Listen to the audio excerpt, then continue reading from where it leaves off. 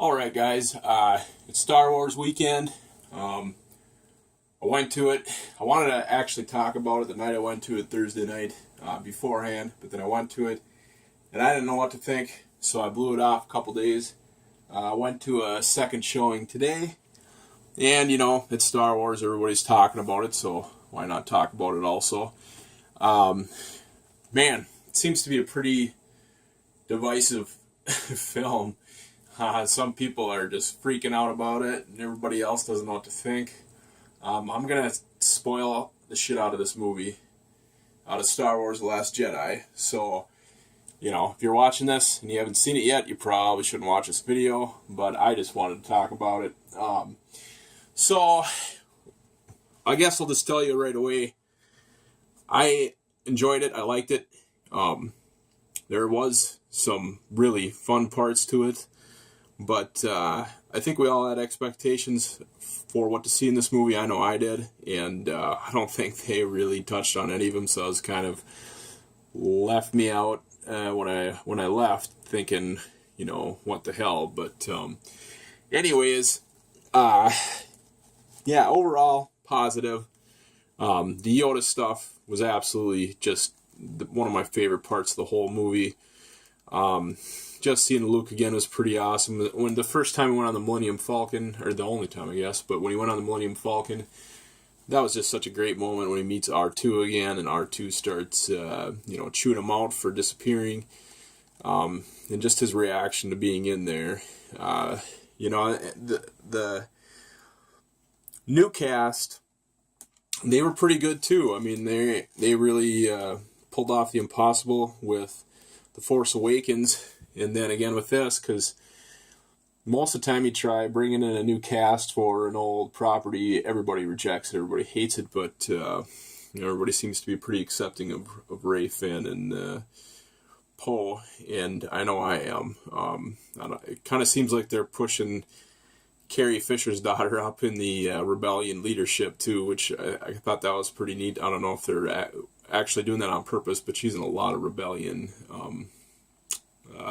moments and stuff, if you know who Carrie Fisher's daughter is. But the new cast, Kylo was crazy. I do like the new uses of the Force. Those two being each side, the balance of the Force. It does make sense that they're connected so closely. That was kind of neat. The Porgs actually weren't as bad as I thought they would be. I kind of hoped there'd be more Ewok. I'm an Ewok defender, so I was hoping there'd be more Ewok than Jar Jar. And they're kind of their own thing. They're just background little animals, just like the crystal dogs or whatever at the very end of the movie. Those things were pretty cool too. What else did I really like about this movie? Kylo, Dave, what's his name? Supreme Leader, Snoke. I was really worried about his special effects. I'm always worried about special effects. They were, how hard it is to pull off a realistic looking, human being or whatever, alien, whatever race he is. But Snoke looked absolutely great. And maybe they did that because so many people complained about him in The Force Awakens, his holograph. They didn't like the way he looked. They thought he looked CGI, but they did a great job with him. That throne room scene, man. Everything in that throne room. Every moment that Snoke was on the screen was golden. It was great. And then the final throne room scene. Unfortunately, some bastard ruined it for me about an hour. It's my own fault for going on the internet. But somebody ruined the Snoke getting killed by Kylo for me. That's the only thing that they ruined. They wrote a bunch of stuff that as soon as I read that, I stopped. But, I just was happy with it. It's worthy. But, I expected to find out who is Snoke, how did he even rise to power without anybody knowing who he was until The Force Awakens. And, he rose to power, but how did he rise to power? Everybody knows who he is, but, nobody really talks about who he is. Whatever. So, I guess it doesn't matter, but it would just still be nice to know how he rose to power and seduced Kylo.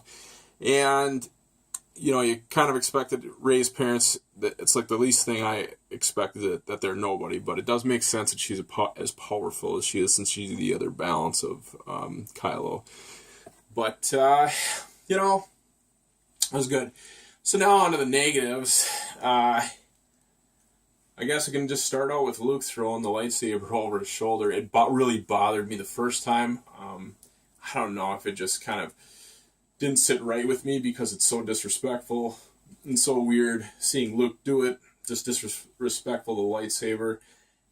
And I shouldn't even be worrying about that kind of crap watching the movie, but it's just like, man, that's his lightsaber. But anyways, it felt too comedic too. But the second time I watched it, it actually didn't bother me at all. That was out. I did hate, out of things I expected, I wanted to see Luke be the powerful Master Jedi he was at the end of Return of the Jedi, and he really wasn't that. He was back to the whiny farm kid. Things didn't work out his way, and he's on an island pouting, and that for how many years. It just kind of bothers me that it took so long to get him to come back and turn around. And then that scene outside, when he does come back, and he, turns out he's hollow, he's projecting his body, his spirit or whatever.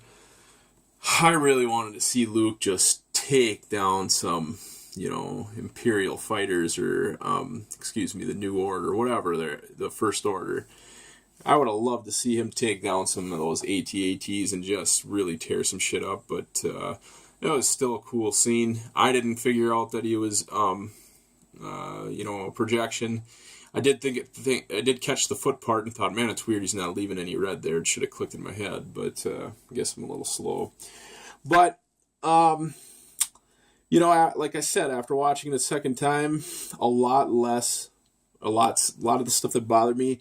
Finn, who I love, and his little thing with Rose chasing off, that was the first time it really bothered me how worthless of a storyline that was, and it was never going to attribute to the overall story. That kind of bothered me.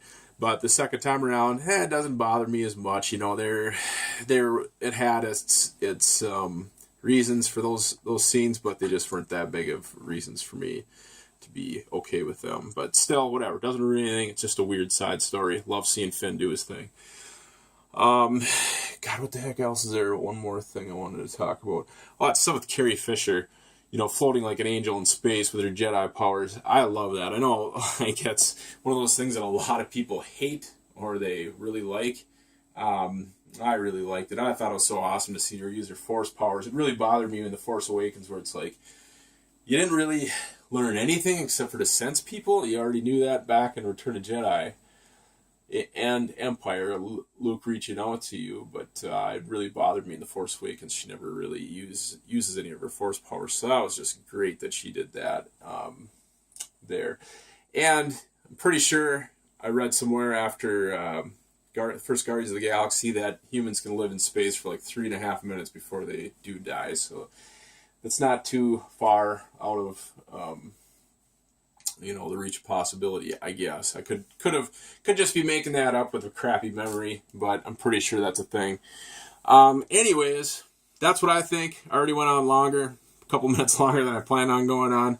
I'm glad I went to it a second time and saw it a second time. Like I said, a lot of the stuff that bothered me a lot less. It is a worthy tribute to the Skywalker story, and I can't wait to see what goes on in 9. I can't wait to see Rey. If she restarts the Jedi Order, I'm sure she is, and just what exactly happens. I really hope that movie ends on a very good beat or whatever. They got to rebuild the rebellion. They got to do a lot of stuff. So, and I can't wait to see what happens with Kylo too. Luke is a Force ghost. I really want to see Anakin as a Force ghost. It bothers me that there's Force ghost Yoda. Why hasn't Anakin shown up and just been like, "Hey Kylo, stop being a dick. You go home, talk to your mother," or, I'm not very happy with you, but maybe there's something that we'll find out about why that's not happening in Episode 9. Otherwise, it's going to be one of the biggest plot holes. It's going to bother me for a long time with the Star Wars series. But anyways, I've already gone on long enough. Thanks for watching the video. Hope you guys went to it. Hope you enjoyed it. Hey, let me know what you think. Leave a comment. Hey, click that like and subscribe button too on the way out. But mostly I just want to see a comment about what you thought about The Force Awakens.